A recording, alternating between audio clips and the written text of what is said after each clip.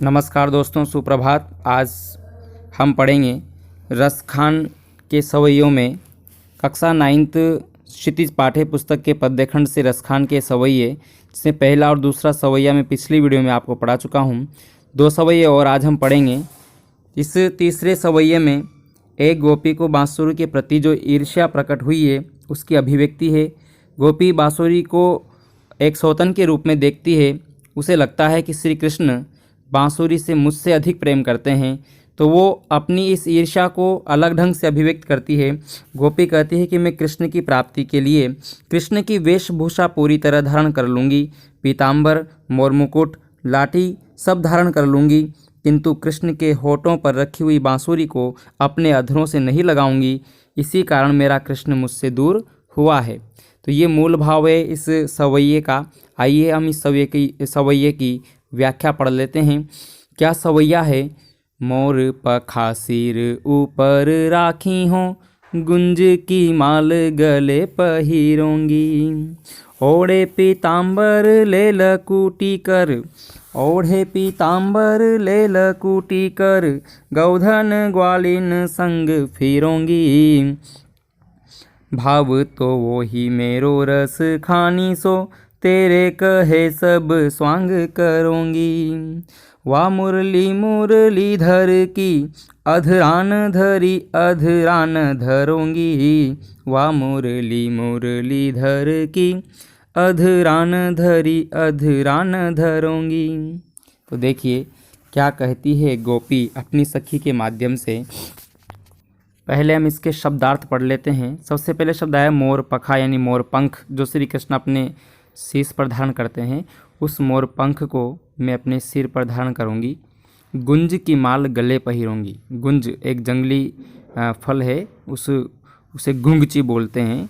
तो इस गुंजे की माल जो है मैं अपने गले में धारण करूंगी। ओढ़े पीताम्बर, पीताम्बर यानी पीले वस्त्र जो श्री कृष्ण धारण करते हैं, उन्हीं पीले वस्त्रों को मैं धारण करूंगी। लकूटी यानी लकड़ी को कर यानी हाथ में लूँगी। गोधन ग्वालिन, गायों और ग्वालिनों के साथ मैं विचरण करूंगी। भाव तो वो अच्छा लगता है, वही यानी श्री कृष्ण मुझे अच्छे लगते हैं। मेरो रस खानी सो तेरे कहे सो सब स्वांग करूँगी। हे सखी, तेरे कहे अनुसार मैं उन्हें प्राप्त करने के लिए सब स्वांग यानी उनका जो रूप है उसको मैं धारण करूँगी। पर वह मुरली यानी बांसुरी मुरलीधर की अर्थात श्री कृष्ण की, अधरान धरी उनके अधरों पर रखी हुई है, उनके होठों पर, अधरा मतलब होठ, उनके होठों पर जो धारण की हुई मुरली है उसे मैं अपने अधरा न धरूंगी। देखो गेप आया है यहाँ पर, अधरा और फिर बाद में आया न, यानी होठों पर धारण नहीं करूंगी। तो यहाँ यमक अलंकार है और इस यमक अलंकार का सौंदर्य इस पंक्ति में विशेष है, इसे आप ध्यान रखें। अब आइए हम व्याख्या पढ़ लेते हैं। एक गोपी श्री कृष्ण के प्रति अपना अनुराग व्यक्त करती हुई और श्री कृष्ण की बांसुरी के प्रति ईर्ष्या प्रकट करती हुई अपनी भावाभिव्यक्ति प्रस्तुत करती है। वो सखी से कहती है कि हे सखी, मैं श्री कृष्ण को प्राप्त करने के लिए तेरे कहे अनुसार सभी स्वांग रचूंगी, उनका रूप धारण करूंगी, और रूप धारण करने के लिए मैं जितनी भी वस्तुएं वे अपने शरीर पर सजाते हैं उन सब वस्तुओं को मैं धारण करूंगी। मोर पंख को अपने सिर पर धारण करूंगी, गुंजे की माला अपने गले में पहरूंगी और पीले वस्त्रों को अपने शरीर पर धारण करूंगी। उसी लकड़ी को अपने हाथ में भी रखूंगी, लकड़ी को अपने हाथ में लूँगी और उस ब्रज गोकुल की जितने भी गायें हैं, ग्वालिनें हैं, उनके साथ में विचरण करूंगी। वो मुझे बहुत अच्छे लगते हैं, मेरे मन को भाते हैं। भाव तो वही, वो मेरे मन को अच्छे लगते हैं, मेरे मन को भाते हैं। हे सखी, तेरे कहे अनुसार मैं सब कुछ धारण कर लूँगी जो श्री कृष्ण धारण करते हैं, किंतु उस मुरली को जो श्री कृष्ण अपने होठों पर धारण किए हुए हैं उसे मैं अपने होठों पर धारण करना स्वीकार नहीं करूँगी, क्योंकि वह मुरली ही है जिसकी वजह से श्री कृष्ण मुझसे दूर हैं। गोपी का भाव यह है कि वो श्री कृष्ण जो है मुरली से मुझसे अधिक प्रेम करते हैं। जिस प्रकार से एक स्त्री का अपनी सौतन के प्रति दुर्भाव पैदा होता है, वही भाव गोपी का यहाँ पर बांसुरी के प्रति है। और अगर हम मनोविज्ञान की बात करें, मनोभावों की बात करें, तो प्रेमी और प्रेमिका अपने बीच किसी तीसरे को प्रेम करते हुए सहन नहीं कर सकती। तो वही बात यहाँ पर है, गोपी को श्री कृष्ण का बांसुरी के प्रति अनन्य अनुराग बस सहन नहीं हो रहा है, और इसके पीछे गोपी का श्री कृष्ण के प्रति अनन्य अनुराग व्यक्त हुआ है कि श्री कृष्ण को कितना अधिक प्रेम करती है कि वो उनका बांसुरी के प्रति प्रेम सहन नहीं कर सकती। तो इस प्रकार से गोपी का प्रेम और भक्ति यहाँ पर अभिव्यक्त हुई है। कुछ प्रश्न जो दिए हुए हैं, इन प्रश्नों का आप अपनी कॉपी में उत्तर लिखने का प्रयास करें, इससे हमारा सवैया पूर्णतया। अब ध्यान देना, अगला जो छंद है वो इस प्रकार है कि काननी दे अंगूरी रही बो, जब ही मुरली धुनी मंद बजे हैं, मोहनी ताननी सोरस खानी, आटा चढ़ी गोधन गेहें तो गेहें, तेरी कहो सिगरे ब्रज लोगनी, काली को कितने समझे हैं, पाई रीवा सुख की मुस्कान, माई रीवा सुख की मुस्कान, सम्हारी न जेहे न जेहे न जेहे। बहुत सुंदर सवैया यहाँ पर है।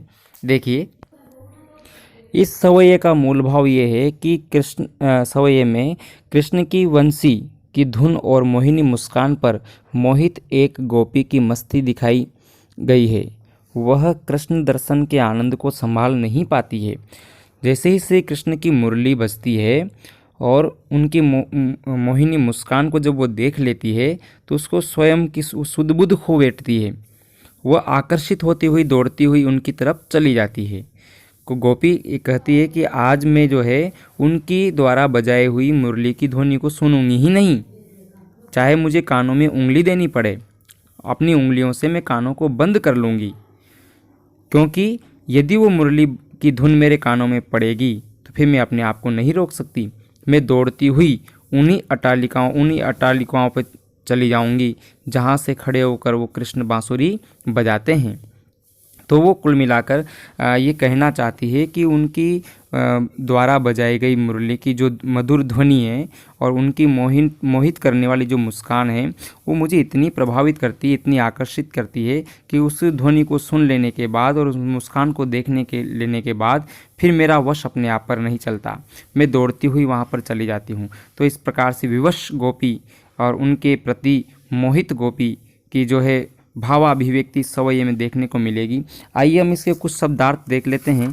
शब्दार्थ इस प्रकार से हैं, काननी यानी कानों में, दे यानी रख लूँगी, अंगुली रहीबो रहूँगी, धुनी यानी धुन या ध्वनि उस मुरली की, बजे हैं यानी जब वो बजाते हैं, मोहिनी मोहित करने वाली, मदमस्त कर देने वाली, आकर्षित करने वाली, तानन यानी तानों से, अटा यानी अट्टालिका, गोधन गोधन एक प्रकार का लोकगीत है जो गाते हैं, और गेहें ये गाएं तो गाएं, टेरी मतलब टेर कर पुकार कर बुलाना, मानो जिसे वो ध्वनि के माध्यम से मुझे पुकार कर बुला रहे हों या कोई मुझे अगर पुकार कर बुलाए।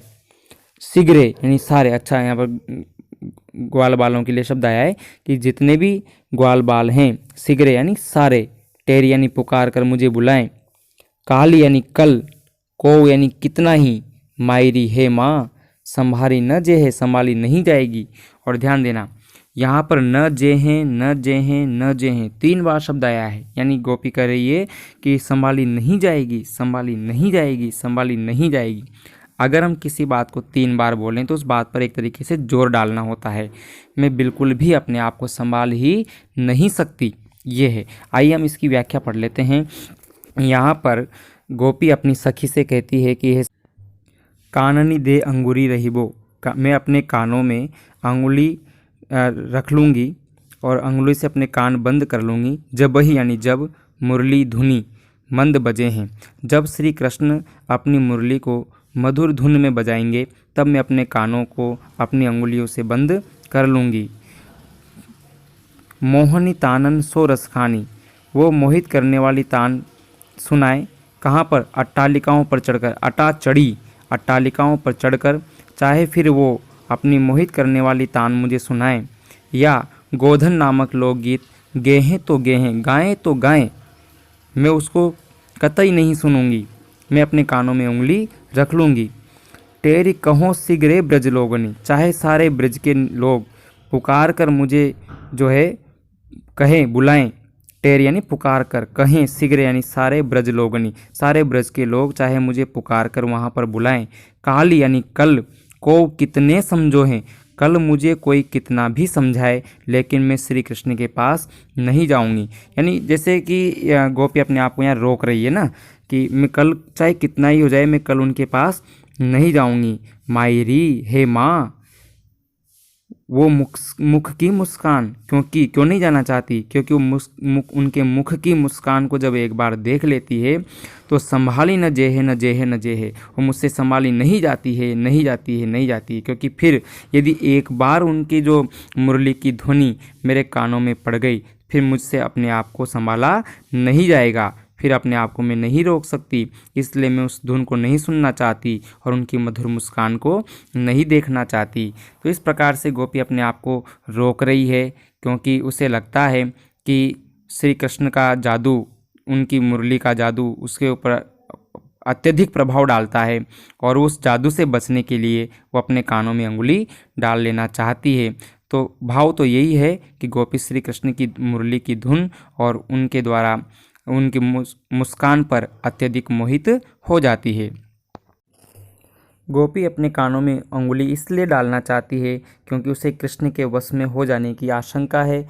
उसे डर है कि वो मुरली की मधुर तान सुनकर अपने आप को संभाल नहीं पाएगी।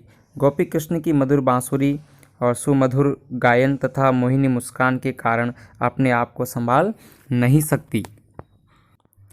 ये वही भाव है यहाँ पर, जैसे मान लो किसी प्रेमी और प्रेमिका के बीच लड़ाई हो जाए तो प्रेमिका ये सोच लेती है कि चाहे कितना ही हो जाए मैं आज के बाद उससे बात ही नहीं करूँगी या कल मैं उससे बात ही नहीं करूँगी। लेकिन फिर जैसे मोबाइल में घंटी बजी और अपने आप से रहा नहीं जाता, फ़ोन उठा लिया जाता है या मैसेज भेज दिया जाता है। तो ये क्या है? ये है भावनाओं पर नियंत्रण न कर पाना। जब किसी के प्रति हमारे मन में गहरा भाव बैठा होता है तो फिर हम अपने आप को नहीं रोक पाते हैं और उसके आकर्षण में आते ही चले जाते हैं। तो गोपी को भी यही डर है कि कहीं मैं उनके प्रति उनकी उस मुस्कान पर, उनकी धुन पर मोहित न हो जाऊं। तो इस वीडियो के लिए इतना ही।